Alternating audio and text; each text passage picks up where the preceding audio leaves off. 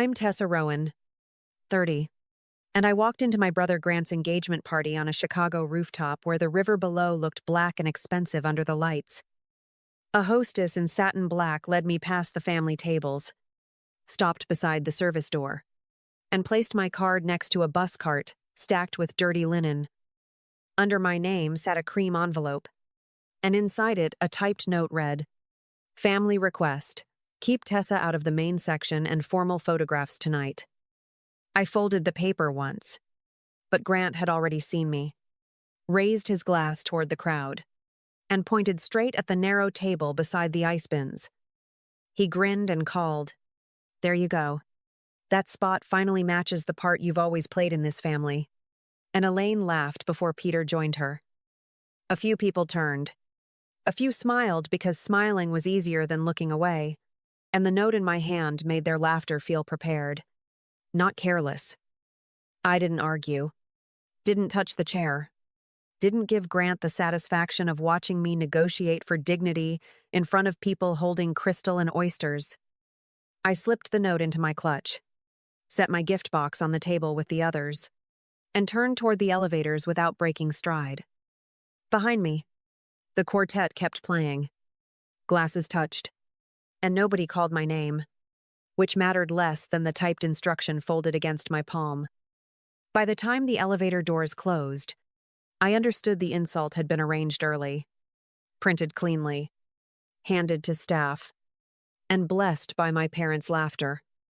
This was not Grant losing his temper at a party.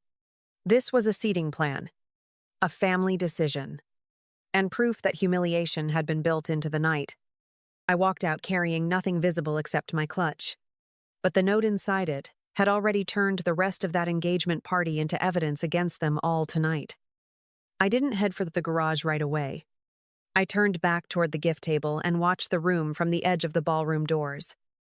The largest box sat dead center under the spotlight, wrapped in silver paper with a museum donor tag, exactly the kind Judith Cross would open publicly. That family loved rituals almost as much as appearances, and their favorite ritual was turning one expensive gift into the final performance of the night. I lifted the lid just enough to slip in the black velvet USB and a plain white envelope, then settled the tissue back over both. Inside the envelope were 3 typed lines. Madeline did not approve the hard deposit. Start with the penthouse file first, and read the device logs carefully. I added the seating note beneath them because the point was not revenge in words, but proof of what Grant did with money and people.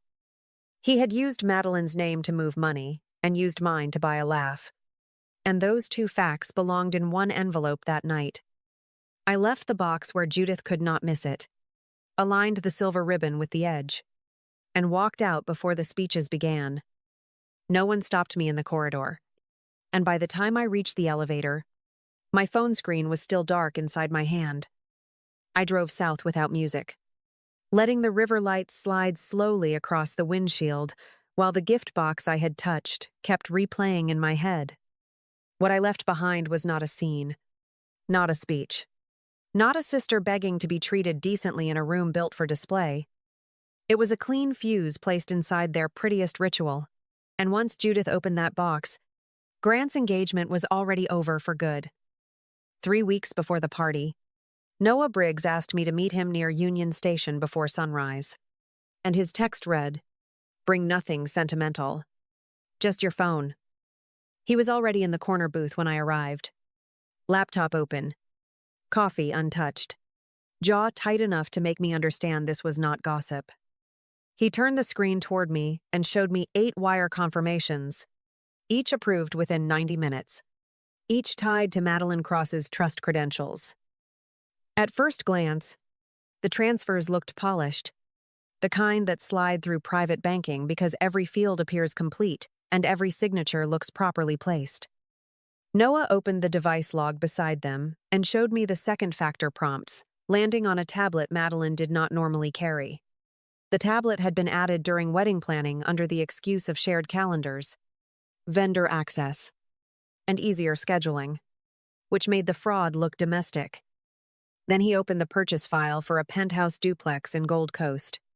And the hard deposit alone was enough to choke me.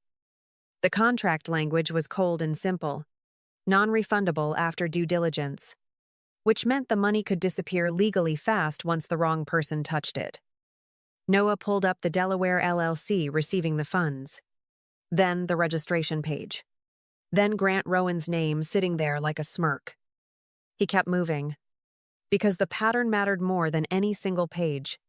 And pattern was what made instinct irrelevant once timestamps entered the room. Every login lined up with Grant's devices. Every approval window lined up with his movements. And every document using Madeline's name benefited only him. Noah tapped the keyboard once and murmured, "This is not a misunderstanding, Tessa. This is structure." And the word landed heavier than fraud. I took the USB when he slid it across the table, warm from his hand, loaded with logs, contracts, signature files, registration records, and timestamps. He told me not to improvise, not to call anyone from emotion, and not to confuse outrage with leverage while evidence sat this clean. I tucked the drive into my purse, finished none of my coffee, and walked back into Chicago traffic, carrying the end of Grant's future. I did not need my whole childhood to stay hard that night. I only needed 3 memories, and the first one smelled like gasoline and new leather. Grant wrapped Peter's new SUV around a guardrail at 17, and by dinner the tow bill, body shop, rental, and insurance mess were already handled for him. That same month, my scholarship laptop died, and Peter glanced at the black screen and told me, responsible girls figure things out before asking at all. The second memory came years later, when I finished school, signed my first lease, and walked into dinner expecting, if not pride, then simple recognition that night. Elaine hugged me long enough for the table to smile, then spent the next half hour praising Grant for how easily wealthy people relaxed around him socially. I remember the candle wax on the linen, the check folder beside Peter's elbow, and the way my own promotion disappeared beneath their amusement that night. The third memory was the one that cooled me for good, because it came printed, tabbed, and filed inside Elaine's office cabinet 2 years ago at home. I was helping sort gala binders when I found Grant's investment folder, thick with contribution schedules, projected returns, and handwritten notes mapping his future in ink. There was no matching folder for me, no missing tab, no clerical gap, just one organized system proving they had planned differently all along for us both. That was why the printed seating note beside the bus cart did not feel shocking to me. It felt familiar, finished, and fully intentional from them both. The note by my plate and the folder in Elaine's cabinet belonged to the same family language, one typed plainly and one filed carefully for years. So when I walked out carrying that note and the USB in my clutch, I was not leaving wounded. I was leaving impossible to soften that night. By the time Judith Cross rose, the room looked perfectly untouched, all glass and candlelight and skyline beyond, with Grant smiling like the night was his. She reached for the largest silver box, because families like hers trusted spectacle, and nothing on that table looked worthy of a public blessing.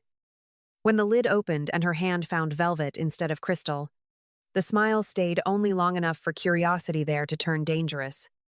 The technician plugged the USB into the LED wall, and the first file that filled the screen was the penthouse contract with hard deposit highlighted bright.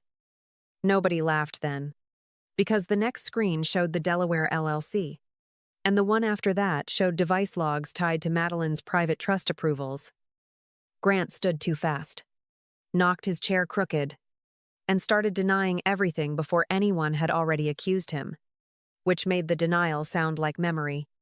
Then Judith opened the signature files, and Madeline saw her name digitally attached to transfers she had never authorized, reviewed, or known existed. The room needed no legal explanation once the tablet records appeared, because every timestamp lined up cleanly with Grant, and every benefit ended there. Madeline stared at the screen, then at Grant, and I knew the moment she understood she had fully entered theft disguised as marriage. Judith did not raise her voice.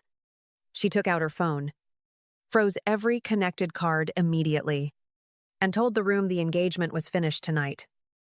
Madeline pulled off the ring before Grant could reach her, and that motion landed harder than any scream would have their room.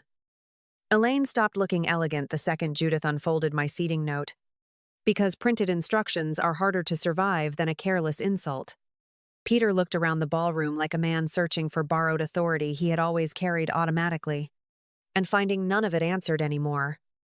Guests who had smiled at me near the service door were filming now, because collapse photographs beautifully better than cruelty in rooms like that.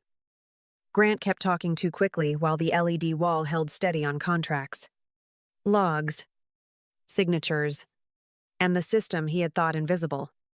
I was already halfway home when my phone began vibrating, but I did not need those calls to know exactly that screen was working. It was stripping the charm off Grant in public, peeling Elaine and Peter out of their innocence, and leaving documents where excuses used to be.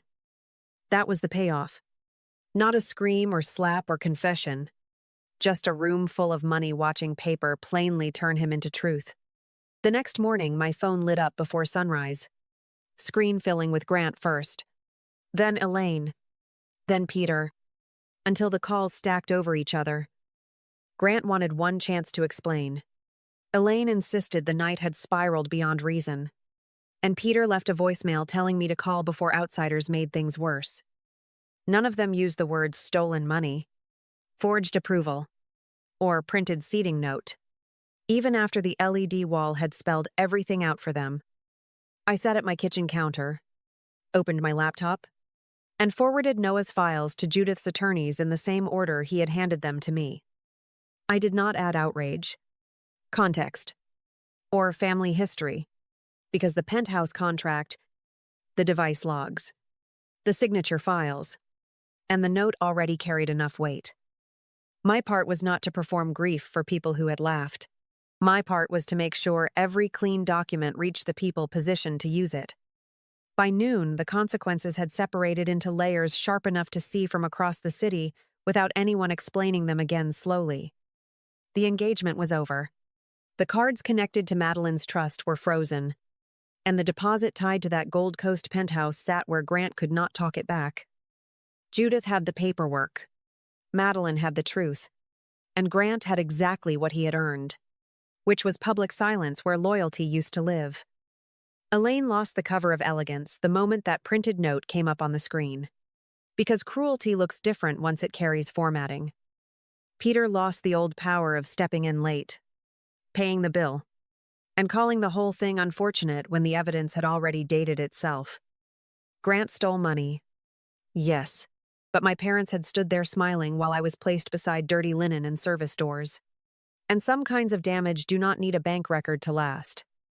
Within a week, Judith had shifted everything out of party gossip and into the colder language of attorneys, account reviews, and documents that did not care who Grant's parents were. The same guests who laughed near the service door now remembered the LED wall, the frozen cards, the penthouse file, and the printed note with brutal clarity. In rooms like that, reputations do not die from shouting. They die when people quietly stop returning calls and remove your name from their tables. Peter could not smooth this one over with vendors, favors, or checks because every useful page had already been seen by exactly the wrong audience. Elaine lost 2 gala roles almost immediately, and nobody in her circle needed details after that note proved she had known where I was placed. Madeline moved back under Judith's protection, and Grant, for the first time in his life, stood alone without a mother, a fiancé, or a sister left willing to absorb the damage. Thank you for staying with me through this story and holding space for every hard truth it carried tonight. I hope you find gentler love, steadier peace, and a life that fits without apology.